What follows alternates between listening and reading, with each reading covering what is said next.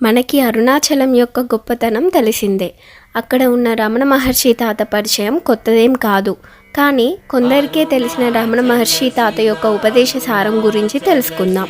సమస్త వేదాంతాన్ని చిలికి తీసిన జ్ఞానపు వెన్నముద్ద లాంటిది ఉపదేశ సారం. సులువైన పదాల్లో సత్యాన్ని అందరికీ అర్థమయ్యేలా రమణులు చేసిన జ్ఞానోపదేశమే ఉపదేశ సారం. 30 శ్లోకాల్లో ఉన్న ఆ వేదాంత సారాన్ని తెలుసుకుందాం. ఓ మహత్ గ్రంథాన్ని చదివేద్దాం. శ్లోకం: మనం చేసే కర్మ ఏదైనా లేదా ఏ పనైనా కేవలం యాంత్రిక కదలికే, జడమే. దానిలో చైతన్యం లేదు. కర్మే గొప్పది కాదు. కర్మకి ఫలం వచ్చేది ఈశ్వరుడి అనుగ్రహం వల్ల మాత్రమే. 2వ శ్లోకం: కర్మఫలం అనేది కొంతకాలానికి నశించి మళ్ళీ కర్మ అనే సముద్రంలోకే నెడుతుంది. కర్మ మోక్షానికి కారణం కాదు, అడ్డంకి. 3వ శ్లోకం: మనం చేసే పనికి ఫలితం ఆశించకుండా దాన్ని భగవంతుడికి అర్పిస్తూ చేస్తే మన మనసుని నిర్మలం చేసి మోక్షానికి సాధనంగా ఉంటుంది. 4వ శ్లోకం: మనం శరీరం ద్వారా చేసే పూజ కన్నా వాక్కు ద్వారా చేసే జపం గొప్పది. దానికన్నా మనసు ద్వారా చేసే ధ్యానం ఇంకా గొప్పది.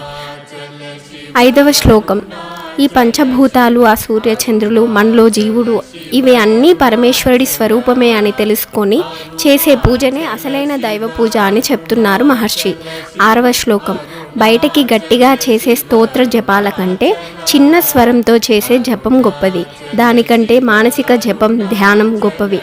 7వ శ్లోకం: మనం అప్పుడప్పుడు మధ్య మధ్యలో ఆపుతూ చేసే ధ్యానం కన్నా ఎప్పుడూ ఆగని నదీ ప్రవాహంలాగా, నేతి ధారలాగా చేసే ధ్యానం చాలా గొప్పది. 8వ శ్లోకం: ఈశ్వరుడు వేరు, నేను వేరు అనే భేదభావనతో చేసే ధ్యానం కంటే ఈశ్వరుడు నేను ఒకటే అని చేసే ధ్యానం ఉత్తమమైనది. 9వ శ్లోకం: ఈశ్వరుడు నేను ఒకటే అనే స్థితిలో ఉండి ఏ ఆలోచన లేకుండా దృఢంగా ఉండడమే పరాభక్తి.